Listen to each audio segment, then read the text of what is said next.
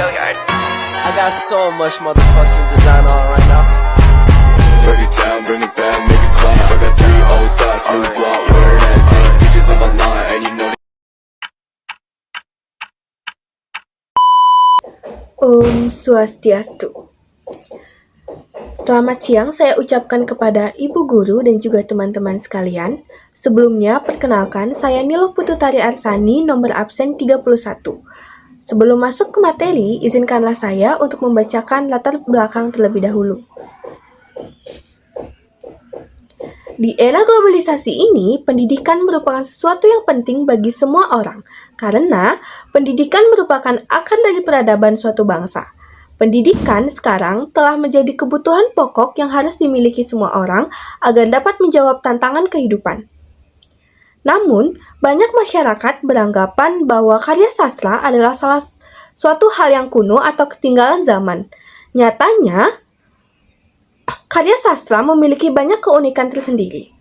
Karya sastra dari dulu hingga sekarang masih menjadi salah satu hiburan yang paling menarik. Alasannya adalah karena buku sastra lebih beragam, inovatif, dan juga berwarna. Perkembangan karya sastra dari masa ke masa pun selalu menawarkan daya tarik dan minat tersendiri bagi para pecintanya. Meskipun hanya sebuah karya sastra, ternyata karya sastra memiliki andil besar dalam mengubah tatanan atau pola pikir insan yang membacanya. Tidak sedikit dari karya-karya sastra lama yang mampu memberikan gambaran kepada calon pembaca saat ini mengetahui apa yang terjadi di masa lalu. Terdapat 3 jenis karya sastra, yaitu prosa, yaitu bentuk karya sastra yang diuraikan dalam bahasa bebas dan panjang. Yang kedua yaitu puisi, suatu karya sastra yang diuraikan menggunakan bahasa yang singkat, padat, dan juga indah. Yang ketiga yaitu drama, yaitu karya sastra yang mengungkapkan cerita melalui dialog dari antar tokohnya. Drama sendiri ada yang dalam bentuk naskah dan juga drama yang dipentaskan. Jika dilihat dari waktu, sastra terbagi menjadi 2 jenis secara umum, yaitu sastra tradisional atau klasik dan sastra modern. Dapat dikategorikan sastra modern adalah ketika suatu sastra lahir dari abad yang kerap disebut angkatan 20, yang mana hal ini dikemukakan oleh beberapa ahli sastra berdasarkan lahirnya novel Azab dan Sengsara, karya Merari Siregar. Pada zaman ini, banyak masyarakat maupun pelajar sekolah mulai melupakan karya sastra tradisional. Seiring berkembangnya teknologi, dalam era modern ini, beragam jenis sastra-sastra modern beredar di internet, seperti dalam aplikasi membaca digital. Akibatnya, hal tersebut tentunya membuat sastra tradisional kehilangan penikmat karyanya, karena sebagian besar orang pada zaman sekarang lebih tertarik dengan sastra modern.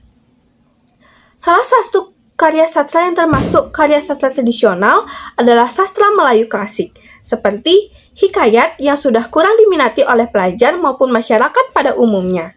Karya sastra Melayu klasik sendiri termasuk kesusastraan rakyat. Karya sastra Melayu klasik tidak bertarik dan beranonim. Karya sastra ini tertulis dalam bentuk huruf Arab. Hasil sastra Melayu yang dianggap tertua sangat kental dari pengaruh Islam. Misalnya, Hikayat Sri Rama yang salah satu versinya menceritakan tentang Nabi Adam. Semua hasil sastra zaman peralihan berjudul hikayat. Hikayat itu sendiri berasal dari kata Arab yang berarti cerita sastra.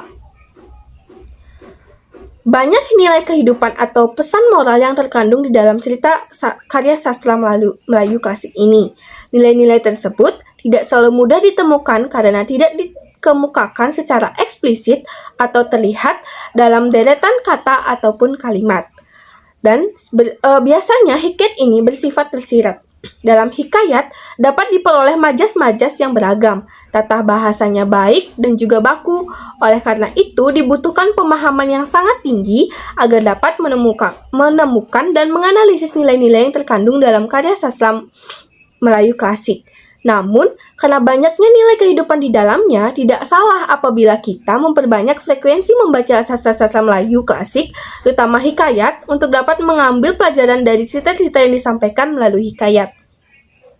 Melalui pengamatan yang dituangkan dalam makalah ini, diharapkan agar pembaca dapat lebih paham mengenai pengertian, tujuan, fungsi, ciri-ciri, struktur unsur, bentuk-bentuk jenis, Bentuk-bentuk, jenis-jenis, nilai-nilai, kaidah kebahasaan, contoh dari teks hikayat, serta perbedaan teks hikayat dengan cerpen. Sekian yang dapat saya sampaikan. Terima kasih. Perkenalkan, nama saya Putranami Devinita dari kelas 105 absen 40. Pertama-tama, saya akan membacakan rumusan masalah dan tujuan penulisan dari makalah kami. Jadi, berdasarkan latar belakang tersebut, maka rumusan masalah yang dapat kami sampaikan adalah: yang pertama, apakah pengertian teks hikayat dan bagaimana perkembangan teks hikayat sebagai karya sastra Melayu klasik? Kemudian, apa tujuan dan fungsi dari teks hikayat? Kemudian, apa saja ciri-ciri teks hikayat? Lalu, apa struktur dan unsur teks hikayat? Apa saja bentuk-bentuk teks hikayat? Lalu, apa saja jenis-jenis teks hikayat? Kemudian, apa saja nilai-nilai yang terkandung dalam teks hikayat? Kemudian, bagaimanakah kaidah kebahasaan dari teks hikayat? Dan yang terakhir adalah apa contoh dari teks hikayat? Kemudian, berdasarkan rumusan permasalahan di atas, tujuan penulisan yang dapat kami sampaikan adalah: yang pertama, menjelaskan pengertian teks hikayat dan bagaimana perkembangan teks hikayat sebagai karya sastra Melayu klasik. Kemudian, mengetahui tujuan dan fungsi dari teks hikayat, lalu menjabarkan ciri-ciri dari teks hikayat, lalu menyebutkan struktur dan unsur dari teks hikayat, kemudian memahami bentuk-bentuk teks hikayat, lalu memahami jenis-jenis teks hikayat, kemudian mengidentifikasi nilai-nilai yang terkandung dalam teks hikayat, kemudian memaparkan kaidah kebahasaan teks hikayat, dan yang terakhir adalah mengetahui contoh dari teks hikayat. Om Swastiastu, perkenalkan kembali, saya Nilo Pututari Arsani, nomor absen 31, akan menjelaskan mengenai pengertian teks hikayat secara umum dan juga menurut beberapa ahli. Nah, secara etimologi, kata hikayat berasal dari bahasa Arab, yakni haka. Arti dari kata haka berarti bahwa menceritakan atau bercerita. Sedangkan secara umum, hikayat adalah karya sastra lama yang berbentuk prosa dengan mengisahkan kehidupan keluarga istana, kaum bangsawan, orang-orang ternama, orang suci di sekitar istana dengan segala kesaktiannya, keanehan, dan juga mukjizat tokoh utama dari Arab dan juga merupakan kisah yang amat panjang.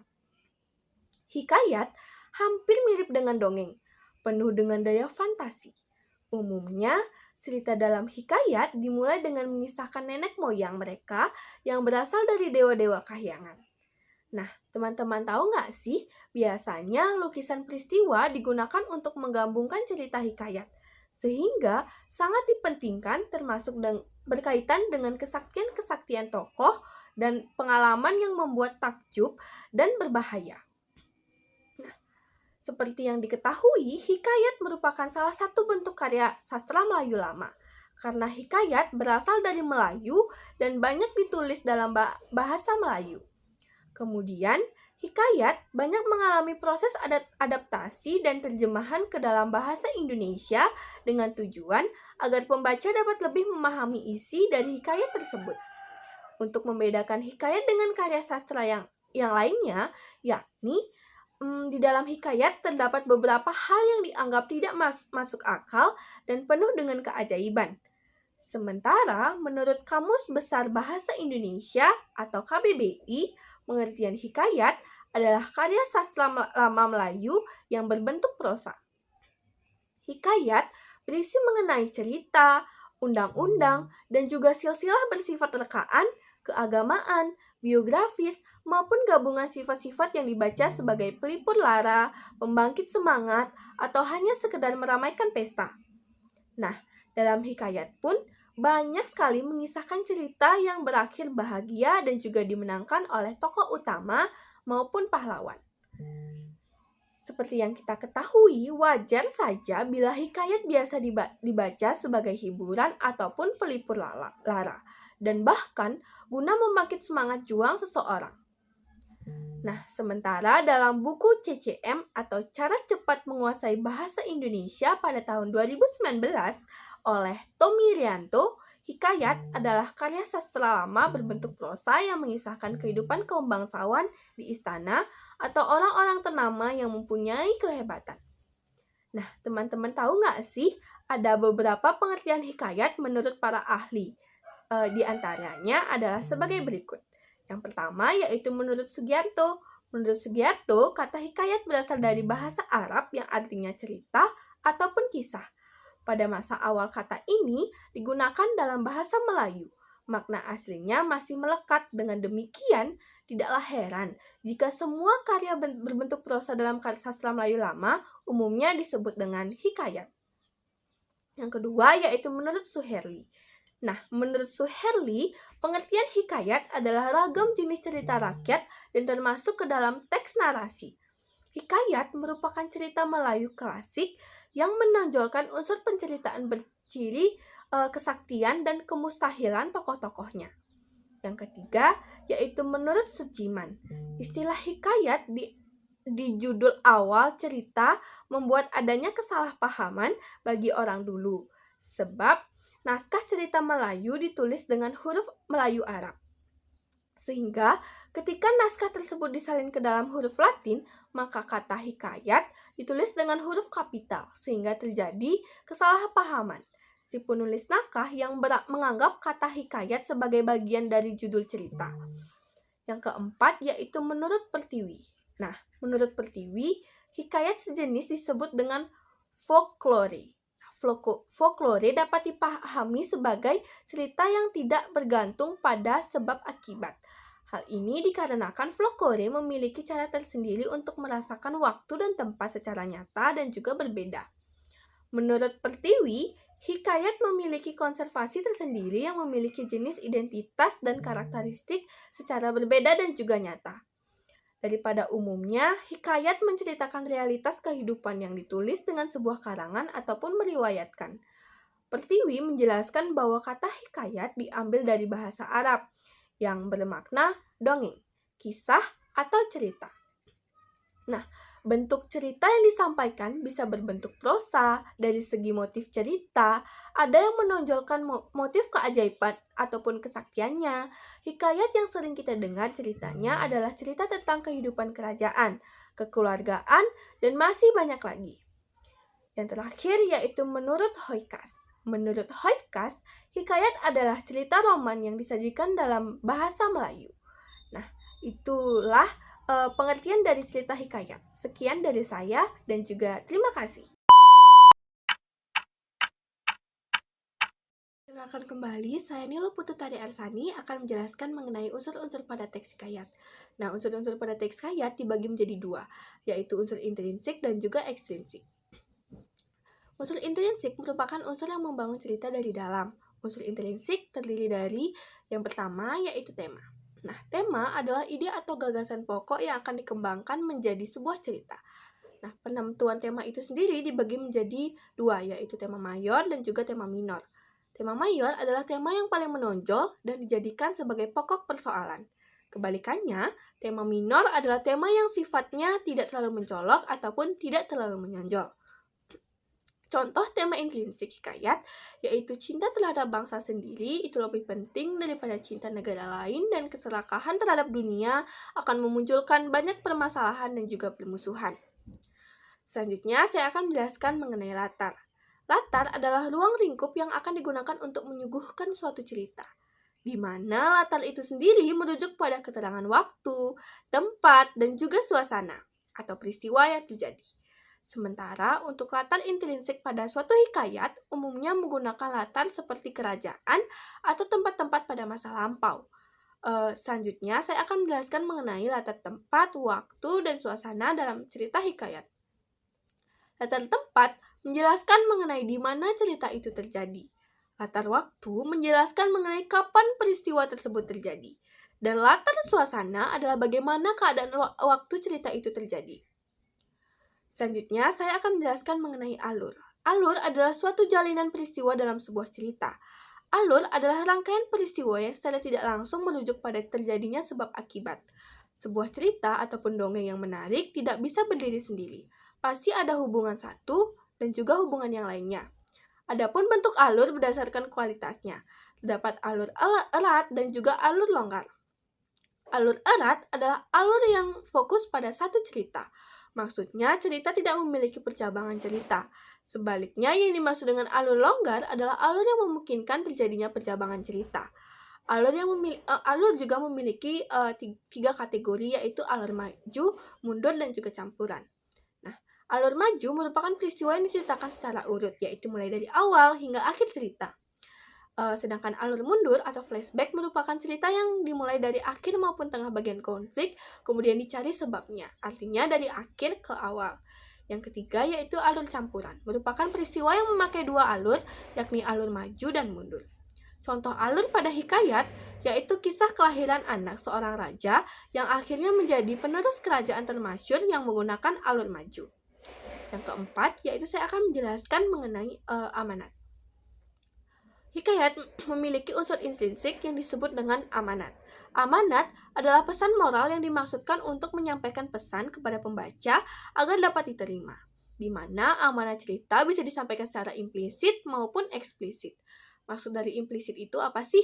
Nah, implisit adalah cara menyampaikan pesan moral secara tersirat atau tidak secara langsung. Kebalikannya, eksplisit adalah cara menyampaikan pesan secara tersurat atau secara langsung. Selanjutnya saya akan menjelaskan mengenai tokoh. Tokoh adalah unsur intrinsik yang mencoba ingin ditonjolkan oleh penulis atau pengarang terkait karakter tokoh pada cerita. Tentu saja karakter yang ditonjolkan bisa lewat ucapannya, sikap si tokoh, ataupun lewat tindakan. Tokoh dalam hikayat dibedakan berdasarkan tingkat peranan sebuah cerita, yaitu tokoh utama dan tokoh pembantu. Tokoh utama adalah tokoh yang diutamakan ceritanya dalam cerita yang bersangkutan. Ia merupakan tokoh yang paling banyak diceritakan sebagai pelaku kejadian maupun yang dikenai kejadian. Yang kedua yaitu tokoh pembantu adalah tokoh yang tidak sentral kedudukannya dalam cerita, tetapi kehadirannya sangat diperlukan untuk penunjang dan mendukung tokoh utama. Contoh tokoh yaitu kisah si Abu Nawas dengan tokoh utamanya sudah terlihat jelas yaitu Abu Nawas itu sendiri. Yang keenam, saya akan menjelaskan mengenai penokohan.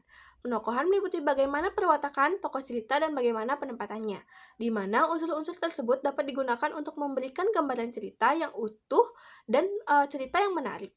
Adapun cara menyajikan penokohan dalam hikayat, yaitu dilakukan dengan cara analitik dan juga dramatik. Dikatakan analitik apabila penokohan yang disampaikan watak dan karakter tokohnya dipaparkan secara langsung.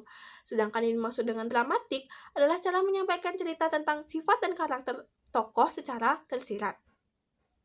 Adapun macam-macam penokohan dalam cerita hikayat, yaitu yang pertama penokohan yang bersifat baik atau disebut dengan tokoh protagonis. Tokoh protagonis merupakan tokoh yang mendukung cerita.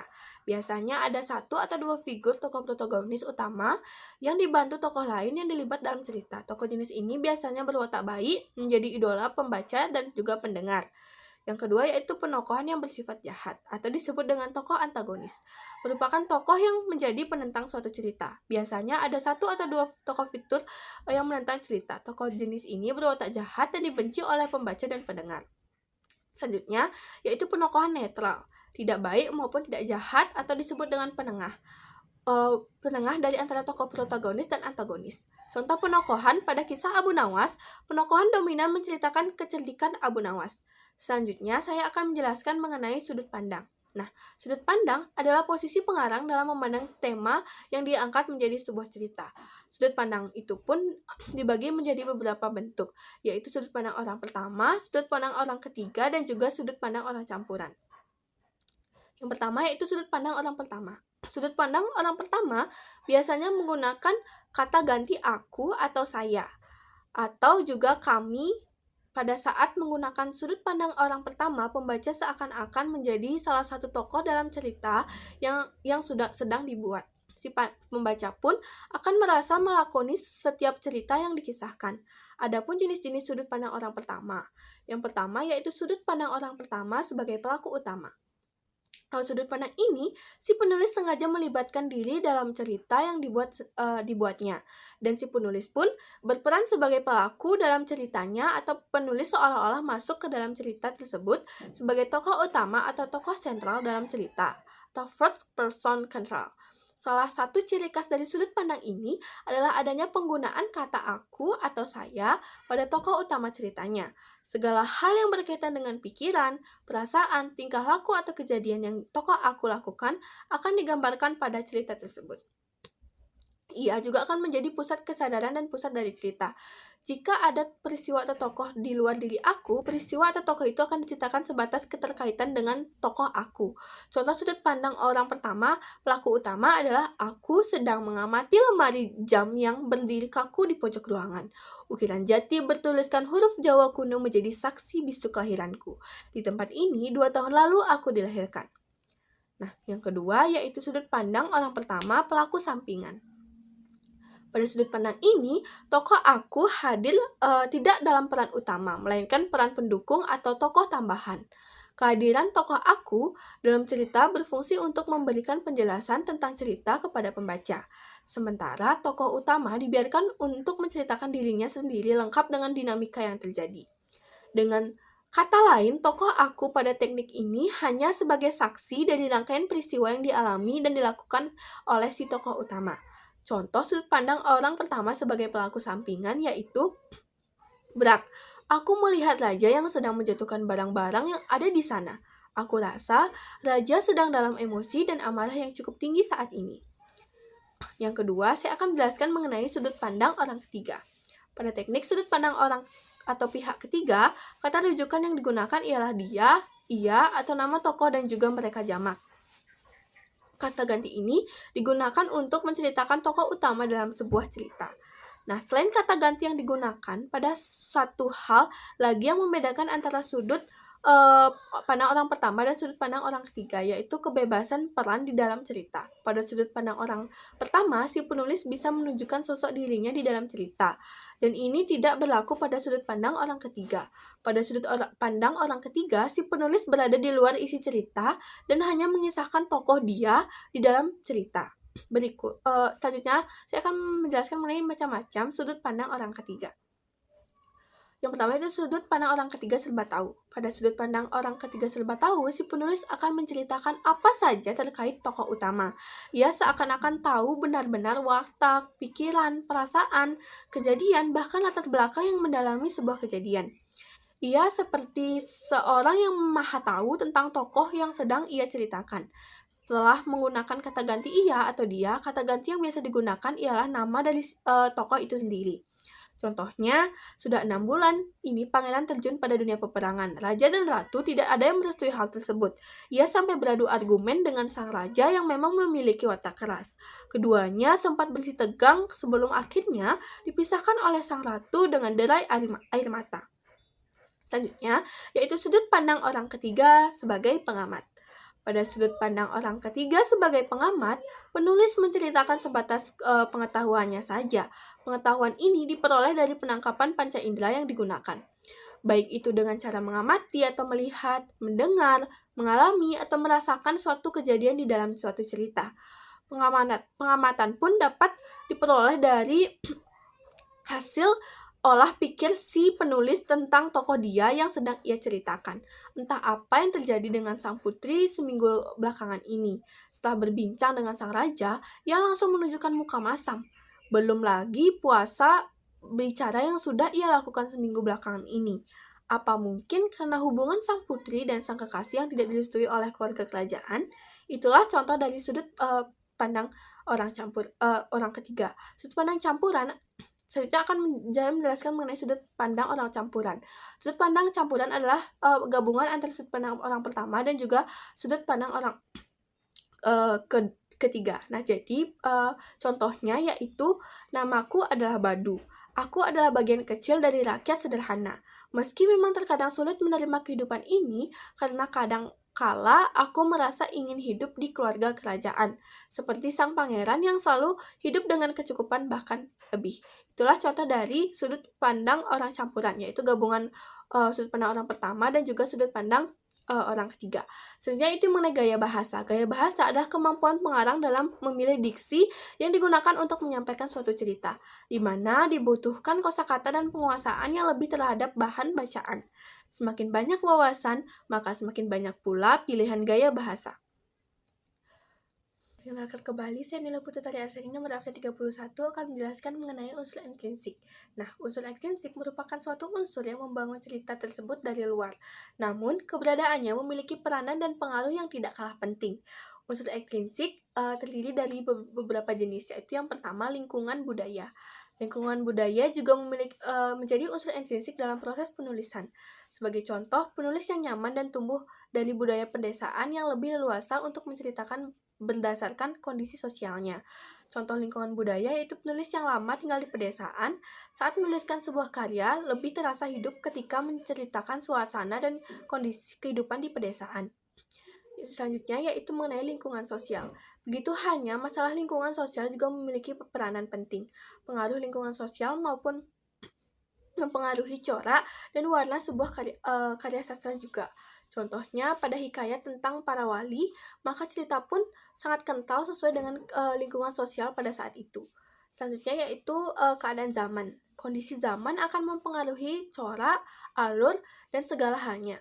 Jadi, setiap hikayat pasti memiliki ciri khasnya masing-masing yang dapat dilihat dari kondisi zaman kala itu. Sebagai contoh, hikayat sahabat para nabi memiliki kondisi zaman dengan hikayat para wali yang ada di Nusantara. Selanjutnya yaitu nilai kehidupan. Nilai kehidupan pun juga menjadi pengaruh yang tidak terbantahkan. Maka tidak heran jika tiap generasi dan zaman hikayat itu diciptakan akan memiliki pesan moral yang berbeda. Sekian yang dapat saya sampaikan. Terima kasih. Saya Nilo Pututari Arsani, nomor absen 31, akan menjelaskan mengenai bentuk-bentuk teks hikayat. Nah, adapun beberapa bentuk-bentuk teks hikayat. Yang pertama yaitu cerita rakyat. Bentuk hikayat yang pertama yaitu cerita rakyat ini sesuai dengan namanya. Hikayat jenis ini lebih menekankan pada cerita-cerita rakyat yang berkembang di suatu tempat ataupun daerah. Nah, teman-teman tahu nggak sih, cerita tersebut itu menceritakan tentang asal-muasal atau kisah, legenda. Adapun beberapa cara penyampaiannya yaitu dengan pembawaan yang jenaka, adapun juga contohnya dari hikayat cerita rakyat ini yaitu hikayat Rangmanyang. Yang kedua yaitu epos. Nah, ada juga bentuk hikayat yaitu epos, yakni jenis hikayat yang menceritakan seputar kepahlawanan seseorang. Salah satu jenis contoh epos itu yaitu hikayat Perang Komponi. Yang ketiga yaitu tambeh. Tambeh adalah hikayat yang ingin menyampaikan pesan moral seputar pedoman kehidupan. Nah, jadi dalam kisahnya mengandung amanat yang sangat penting yang dapat kita petik. Salah satu contoh hikayat ini adalah Tambek Tujuh Belah. Yang keempat yaitu saya akan menjelaskan mengenai hikayat bentuk cara. Cara adalah bentuk hikayat yang fokus terhadap seorang tokoh terpuji. Dengan kata lain, cara merupakan hikayat biografi. Salah satu contoh hikayat ini adalah hikayat Hyaken Tujoh.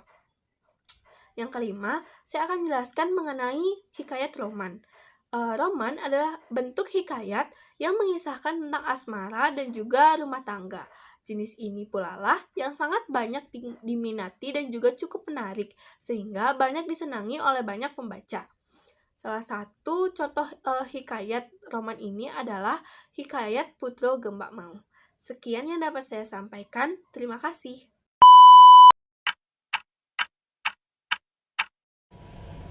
Perkenalkan, nama saya Nagum Mausulandari, absen 3. Di sini saya akan menjelaskan tentang perkembangan teks hikayat sebagai karya sastra Melayu klasik. Teks hikayat merupakan salah satu bentuk sastra Melayu klasik karena karya sastra ini memang bermula dari zaman Melayu klasik. Kira-kira sastra Melayu klasik itu apa ya? Nah, sastra Melayu klasik adalah sastra lama yang lahir pada masyarakat lama atau tradisional, yakni suatu masyarakat yang masih sederhana dan terikat oleh istiadat. Dalam karya sastra disebutkan bahwa sastra lama berkembang sebelum periode 20-an.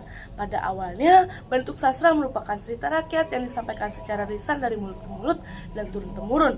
Karya sastra Melayu klasik merupakan karya sastra Indonesia yang dihasilkan antara tahun 1870 sampai tahun 1942, yang berkembang di lingkungan masyarakat Sumatera seperti Minangkabau, Tangkat, Tapanuli, dan daerah Sumatera lainnya, orang Tionghoa, masyarakat Indo-Eropa. Hikayat merupakan salah satu sastra Melayu klasik berbentuk prosa dan tertulis yang mengandung banyak cerita rekaan erat kaitannya dengan kepercayaan pribumi pada masa itu. Kala itu banyak cerita yang menggambarkan tentang raksasa dan makhluk halus yang sering menghantui manusia, yang seperti terdapat dalam kisah-kisah legenda. Dengan datangnya kebudayaan Hindu, cerita rekaan tersebut bergeser menjadi kisah para dewa dan bidadari. Setelah masuknya agama Islam, rekaan berkembang menjadi kisah-kisah bernuansa Islam seperti cerita para nabi. Oleh karena itu, sifat hikayat mengikuti perkembangan kebudayaan bangsa Melayu itu sendiri. Saat ini, istilah hikayat sering digunakan untuk menggambarkan kisah-kisah yang mengungkapkan sisi-sisi kehidupan manusia yang tersembunyi. Konsep hikayat dengan arti seperti ini pertama kali diperkenalkan melalui karya Hikayat Abi Al-Qasim Baghdadi yang ditulis oleh Abu Al-Muqtakir Al-Azdi. Karya tersebut menggambarkan kehidupan sehari-hari di Baghdad melalui cerita-cerita sederhana.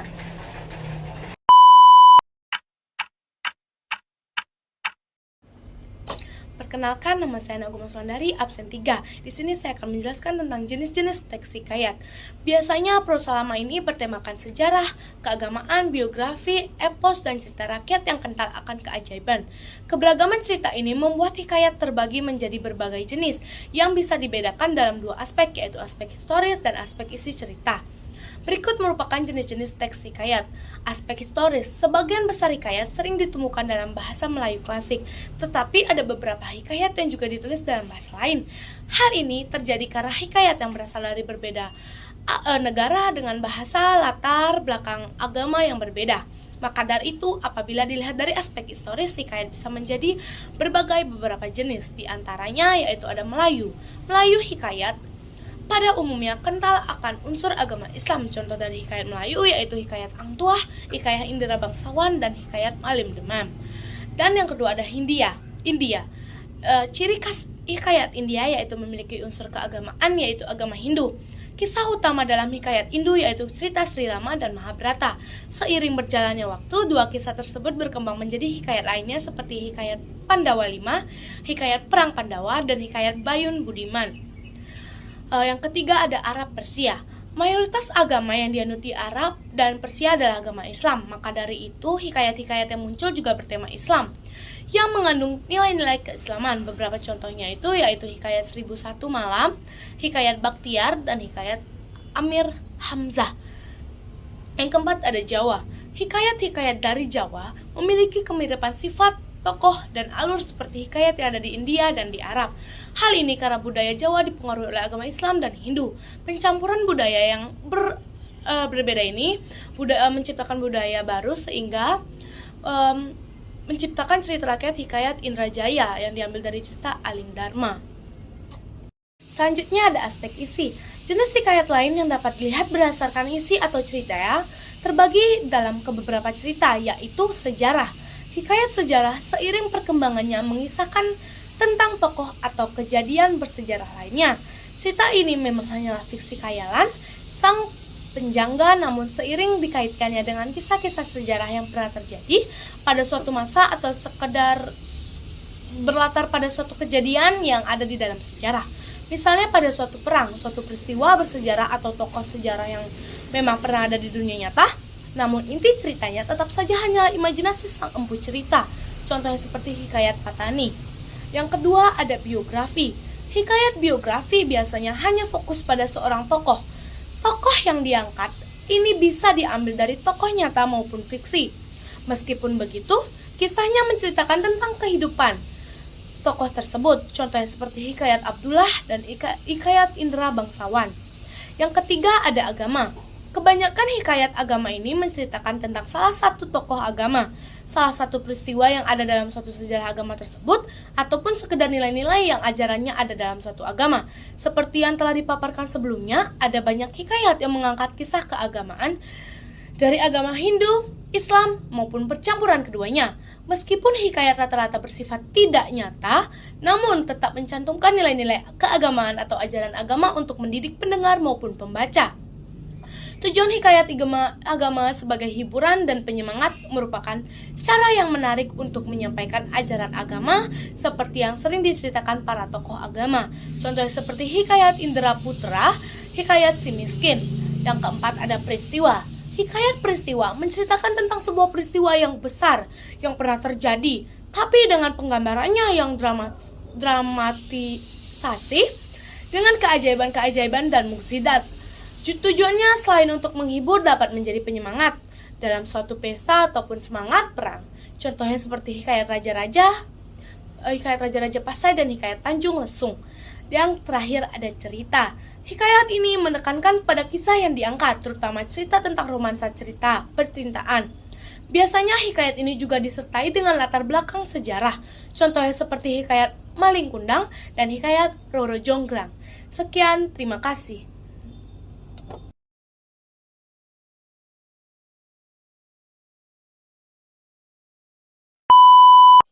Perkenalkan, nama saya Agustin Trisayo, saya nomor absen 1. Di sini saya akan menjelaskan tujuan dan fungsi teks hikayat.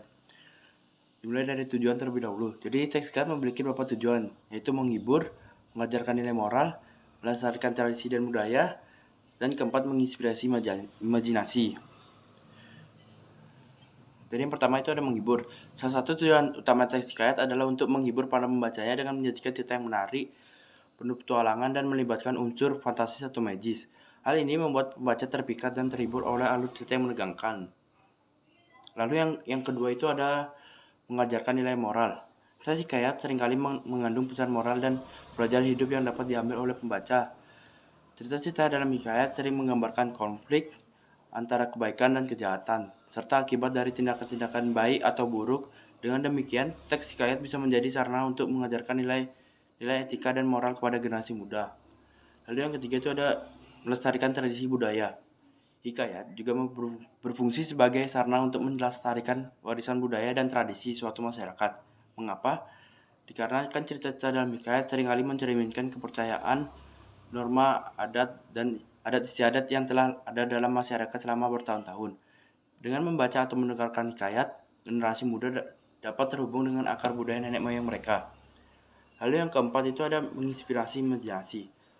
Unsur-unsur magis, legendaris, dan petualangan dalam teks hikayat dapat merangsang imajinasi pembaca. Cerita-cerita yang fantastis ini dapat membuka pintu bagi pemikiran kreatif dan memungkinkan pembaca untuk memasuki dunia khayalan yang menarik. Lalu selanjutnya ada fungsi dari teks hikayat. Jadi teks hikayat juga memiliki beberapa fungsi, yaitu pendidikan, rekreasi dan hiburan, penyimpanan pengetahuan, identitas budaya, dan karya sastra. Dimulai dari pendidikan, teks hikayat dapat digunakan sebagai bahan pembelajaran dalam pendidikan formal dan non-formal. Cerita-cerita dalam hikayat dapat membantu mengajarkan keterampilan membaca, menulis, dan juga nilai-nilai budaya kepada para siswa. Lalu yang kedua ada rekreasi dan hiburan.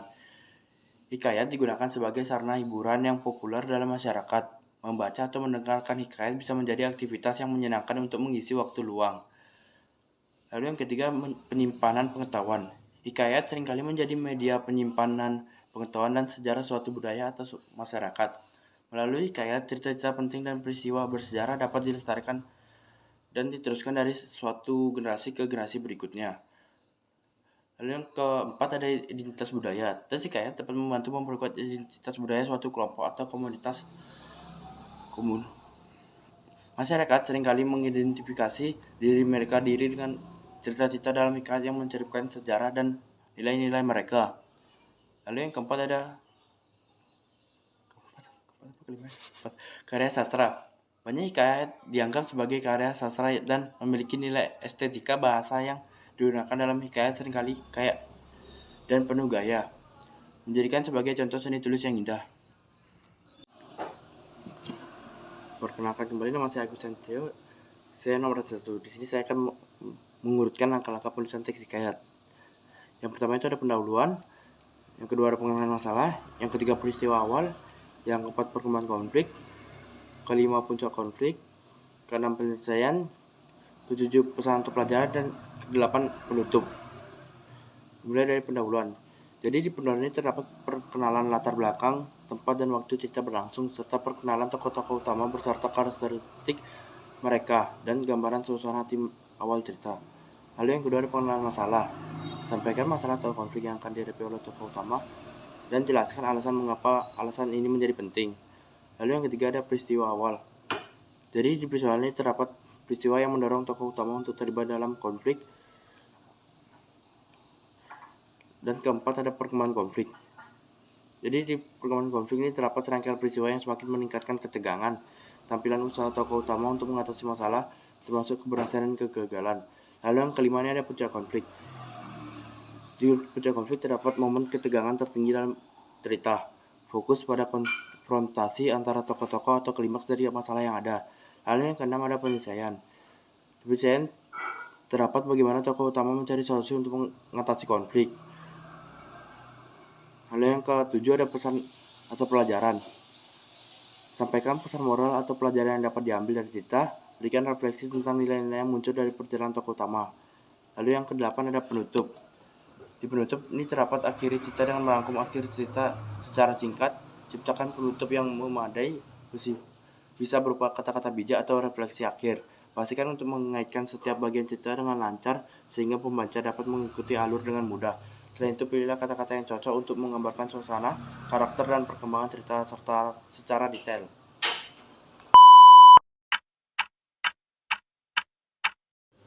Perkenalkan kembali, nama saya Putri Nami Revinita dari kelas 15 absen 40. Di sini saya akan menjelaskan tentang ciri-ciri dari teks hikayat. Jadi ciri-ciri yang pertama yaitu bahasa. Bahasa yang digunakan pada hikayat adalah bahasa Melayu lama dan menggunakan bahasa yang sering diulang-ulang pada satu hikayat dengan hikayat lainnya, atau bisa juga disebut dengan bahasa klise. Kemudian ciri-ciri yang kedua yaitu istana sentris, yang dimana pusat cerita pada teks hikayat ini berada di dalam lingkungan istana. Hikayat tersebut seringkali bertema dan berlatar kerajaan. Hal tersebut dapat dibuktikan dengan tokoh yang diceritakan ialah raja serta pangeran. Selain dari itu, latar dari cerita ini adalah negeri yang dipimpin oleh raja dalam suatu kerajaan. Hal yang diceritakan seperti perebutan tata, konflik antar saudara, perjodohan putri dan pangeran, perang antar kerajaan, dan sebagainya. Itulah mengapa hikayat bersifat istana sentris. Kemudian ciri-ciri yang ketiga yaitu pralogis atau kemustahilan. Banyak cerita yang terdapat pada hikayat tidak bisa diterima oleh akal. Kemustahilan ini berarti hal yang tidak logis atau juga hal yang tidak diterima nalar. Contohnya seperti bayi lahir disertai pedang dan panah dan seorang putri keluar dari gendang. Kemudian ciri-ciri yang keempat yaitu statis. Jadi dalam hikayat ini memiliki sifat yang kaku dan juga tetap. Artinya cerita hanya seputar peperangan, keajaiban, kekuatan gaib, serta percintaan. Kemudian ciri-ciri berikutnya yaitu kesaktian. Jadi seringkali kita dapat menemukan kesaktian pada para tokoh dalam hikayat. Contohnya seperti Syahperi mengalahkan Garuda yang mampu untuk merusak sebuah kerajaan. Kemudian raksasa memberikan sarung tangan kesaktian untuk dapat mengubah wujud. Dan dalam kisah Mahabharata, ada tokoh Arjuna yang memiliki kemampuan memanah di atas rata-rata. Dan ada pula Gatotkaca, tokoh pewayangan Jawa yang bisa terbang tanpa menggunakan sayap. Perkenalkan kembali, nama saya Putri Nami Revinita dari kelas 15 absen 40. Di sini saya akan menjelaskan tentang perbedaan cerpen dan juga teks hikayat. Jadi, berdasarkan tema pembangunnya, tema-tema dalam hikayat umumnya berupa perjuangan dari tokoh dari awal hingga akhir hingga memiliki kekuatan serta kekuasaan. Sedangkan cerpen memiliki banyak variasi tema yang artinya cerpen tidak terpaku pada satu tema saja. Kemudian, berdasarkan alur, hikayat pada umumnya menggunakan alur maju. Sedangkan dalam alur yang digunakan dalam cerpen bervariasi, mulai dari alur maju, mundur, maupun campuran. Kemudian, berdasarkan sudut pandangnya, hikayat menggunakan sudut pandang orang ketiga, karena tidak diketahui penulisnya siapa. Sedangkan cerpen dapat menggunakan sudut pandang orang pertama atau ketiga. Kemudian yang terakhir berdasarkan latar. Latar adalah unsur yang mencakup 3 hal, yaitu waktu, tempat, dan suasana. Hikayat memiliki latar yang sama pada setiap ceritanya, yaitu di zaman dahulu pada sebuah kerajaan dengan suasana perjuangan seseorang untuk memperoleh kekuatan dan kekuasaan. Sedangkan dalam cerpen memiliki latar yang lebih beragam dengan waktu, tempat, dan suasana yang berbeda pada setiap ceritanya. Terima kasih. Om Swastiastu. Selamat pagi Ibu Guru yang saya hormati serta teman-teman yang saya banggakan. Pada kesempatan hari ini, saya akan mempresentasikan tentang nilai-nilai yang terkandung dalam teks hikayat. Sebelum saya memaparkan materi, izinkan saya untuk memperkenalkan diri terlebih dahulu. Perkenalkan, nama saya Kade Ananta Wahyu Dwi Putra, nomor absen 21 dari kelas 10-5. Baik, kita langsung ke materi. Nilai-nilai dalam teks hikayat. Hikayat mengandung berbagai macam nilai yang bermanfaat bagi kehidupan. Nilai-nilai yang terkandung dalam teks hikayat yaitu nilai budaya. Nilai budaya merupakan nilai yang diambil dari budaya yang berkembang secara turun-temurun di masyarakat setempat. Umumnya berhubungan dengan budaya Melayu. Ciri khas nilai budaya dibandingkan dengan nilai lainnya adalah ketakutan masyarakat untuk meninggalkan atau menentang nilai tersebut. Masyarakat khawatir sesuatu yang buruk akan menimpanya. Nilai selanjutnya itu ada nilai moral. Nilai moral adalah nilai yang berhubungan dengan masalah moral. Pada dasarnya, nilai moral berkaitan dengan nasihat-nasihat tentang budi pekerti, perilaku, dan tata susila yang dapat diperoleh pembaca dari cerita yang dibacanya. Dengan mengetahui nilai moral, maka seseorang bisa mempertimbangkan apa yang seharusnya dilakukan dan apa yang seharusnya tidak dilakukan. Jika dikaitkan dengan hikayat, berarti hikayat itu mengandung nilai pertimbangan baik dan buruk akan suatu hal. Selanjutnya itu ada nilai agama atau nilai religi. Nilai agama itu berhubungan dengan masalah keagamaan atau religi. Biasanya ditandai dengan penggunaan kata dan konsep Tuhan, makhluk gaib, dosa dan pahala, serta surga dan neraka. Artinya terdapat ajaran-ajaran agama yang diselipkan lewat hikayat tersebut. Selanjutnya ada nilai pendidikan atau nilai edukasi. Pendidikan ini berhubungan dengan proses perubahan sikap dan tata laku seseorang atau kelompok orang untuk mendewasakan manusia melalui pengajaran dan latihan. Selanjutnya ada nilai estetika. Nilai estetika seperti namanya, nilai estetika dalam hikayat berhubungan dengan keindahan. Cerita yang disajikan dalam hikayat memuat ajaran, memuat keindahan baik dari latar atau suasana maupun kisah para tokohnya. Nilai selanjutnya itu ada nilai sosial, merupakan nilai yang berhubungan dengan kehidupan di dalam masyarakat yang berupa nasihat-nasihat.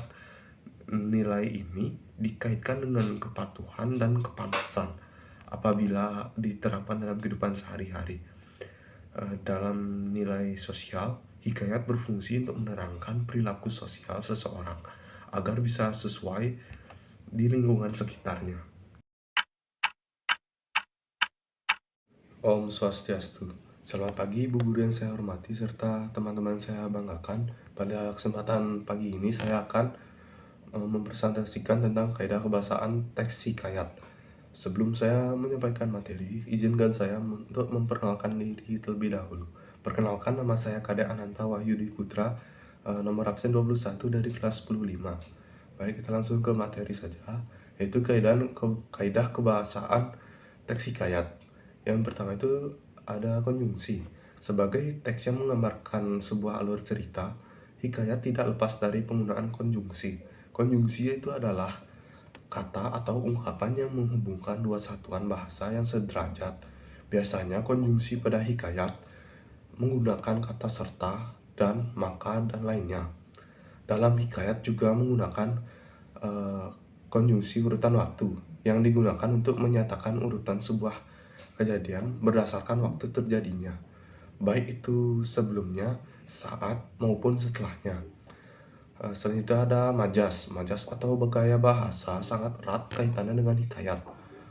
Majas digunakan untuk menambahkan kaidah cara penyampaian cerita. Beberapa majas yang sering digunakan dalam hikayat adalah antonomasia. Majas antonomasia adalah majas yang menyebutkan sesuatu bukan dengan nama aslinya, tetapi dari sifat yang melekat pada seseorang atau benda tersebut. Contohnya itu si kecil bermain dengan riang. Selanjutnya ada personifikasi. Majas personifikasi itu adalah gaya bahasa yang menggambarkan benda atau objek tak hidup seolah-olah memiliki sifat seperti makhluk hidup atau manusia. Majas ini seolah-olah menjadikan suatu benda mati dapat melakukan sesuatu selayaknya yang dilakukan oleh manusia. Definisi lain yang menerangkan majas personifikasi ini adalah gaya bahasa yang mempersamakan benda-benda dengan manusia dan mempunyai sifat, kemampuan, pemikiran, dan perasaan. Fungsi dari majas personifikasi ini untuk menggambarkan situasi yang hendak penulis sampaikan melalui perumpamaan tersebut, serta memiliki efek puitis dan romantis. Contohnya itu samar-samar nyanyian jangkrik terdengar di samping sang pangeran. Selanjutnya itu ada simile.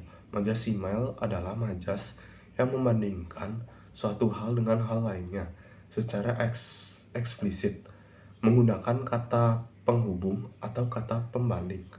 Kata penghubung atau kata pembanding antara lain seperti laksana, bagaikan, laksana, bak, dan bagaikan. Contoh itu adalah dua pangeran itu selalu bertengkar bak kucing dan tikus. Selanjutnya ada metafora. Metafora itu adalah majas yang menggunakan kata atau kelompok untuk mewakili hal lain yang bukan sebenarnya, mulai dari bandingan benda,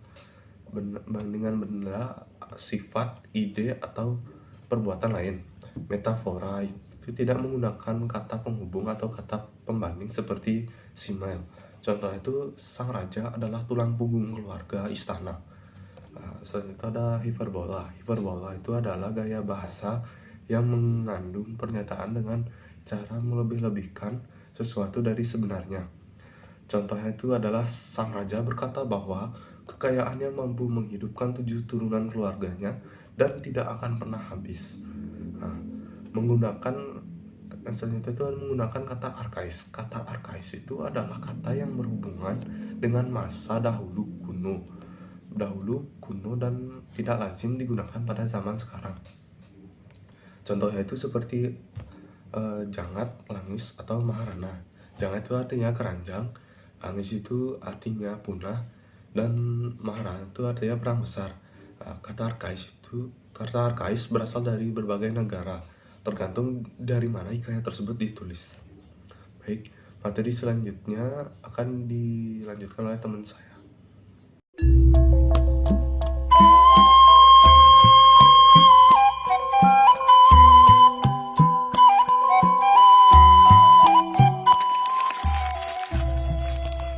Kisah hiduplah sebuah keluarga kecil yang menetap di desa bernama Sungai Duyung. Keluarga kecil itu ialah Hang Mahmud, Dang Merdu, dan bayi putra mereka, Hang Tuah. Pada suatu malam, Hang Mahmud bermimpi bulan turun dari langit. Cahaya dari bulan tersebut mengenai tepat di kepala Hang Tuah. Begitu terbangun, Hang Mahmud langsung memeluk putranya sambil berlinang air mata haru, berpikir bahwa itu pertanda kelak anaknya akan menjadi anak yang hebat. Semenjak saat itu, Hang Mahmud mulai membekali anaknya dengan berbagai ilmu. Mulai dari ilmu agama hingga ilmu bahasa Melayu, Keling, Cina, bahkan Portugis. Hang Tuah pun tumbuh menjadi sosok yang pintar dan memiliki keberanian yang besar untuk berpetualang. Ketika ia sudah cukup umur, Hang Tuah bersama dengan 4 sahabatnya, Hang Jebat, Hang Kasturi, Hang Lekir, dan Hang Lekyu pergi berlayar ke Laut Cina Selatan. Untuk melindungi diri, mereka dibekali sebilah keris oleh orang tua masing-masing sebelum berangkat berlayar ke laut lepas. Mereka pun memulai petualangan. Pagi dan malam berlalu, mereka terus berlayar. Sampai pada akhirnya kapal mereka pun bersandar di daratan Bintan. Ketika sedang berjalan menyusuri hutan di Pulau Bintan, mereka menemui seorang lelaki yang sedang dikerumuni oleh segerombol perampok. Melihat itu, mereka langsung melompat untuk menyerang perampok-perampok yang membuat kegaduhan itu. Tanpa kesulitan, Hang Tuah dan teman-temannya berhasil mengalahkan para perampok itu, membuat sang lelaki yang mereka tolong terkagum-kagum. Tak disangka, pria tersebut adalah Tuan Bendahara Paduka Raja Bintan. Melihat kehebatan mereka, Tuan Bendahara pun mengajak kelima orang anak itu ke kerajaan untuk diangkat menjadi anak-anaknya. Kehebatan kelima anak tersebut pun sampai ke telinga Baginda Raja Shah Alam dan ikut mengangkat mereka menjadi penjaga istana. Selama mereka berada di istana, mereka sangat disayangi oleh Baginda Raja.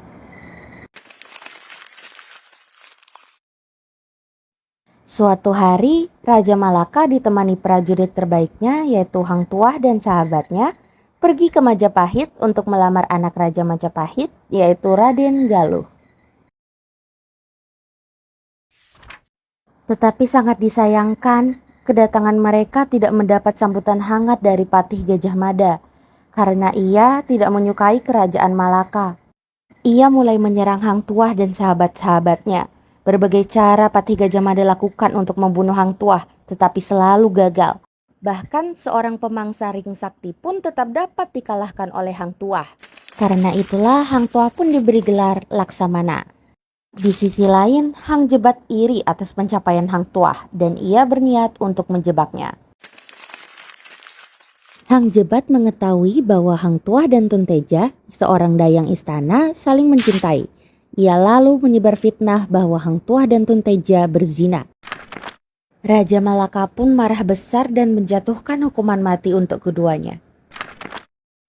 Tetapi sebelum hukuman tersebut dijalankan, Tuan Bendahara yang sangat menyayangi Hang Tuah menyembunyikan Hang Tuah di sebuah hutan di hulu Malaka. Bagai memancing di air keruh, Hang Jebat sang pemabuk sangat bahagia ketika ia diangkat menjadi Laksamana akibat kejadian tersebut. Dari sanalah situasi kerajaan mulai memburuk. Hang Jebat melakukan pemberontakan terhadap pemerintahan Malaka. Dengan sekejap, ia berhasil mengambil alih kekuasaan di kerajaan Malaka. Raja Malaka yang bingung pun berlindung di kediaman Tuan Bendahara. Aku menyesal telah menghukum mati Hang Tuah. Hancur sudah kerajaan Malaka. Pengakuan raja membuat Tuan Bendahara ikut mengungkapkan rahasia bahwa Hang Tuah masih hidup. Begitu rahasia terbuka, Hang Tuah lalu dibebaskan dan diperintahkan untuk mengalahkan Hang Jebat. Pertarungan dua sahabat itu tidak bisa dihindarkan hingga akhirnya Hang Jebat meninggal di pangkuan Hang Tuah.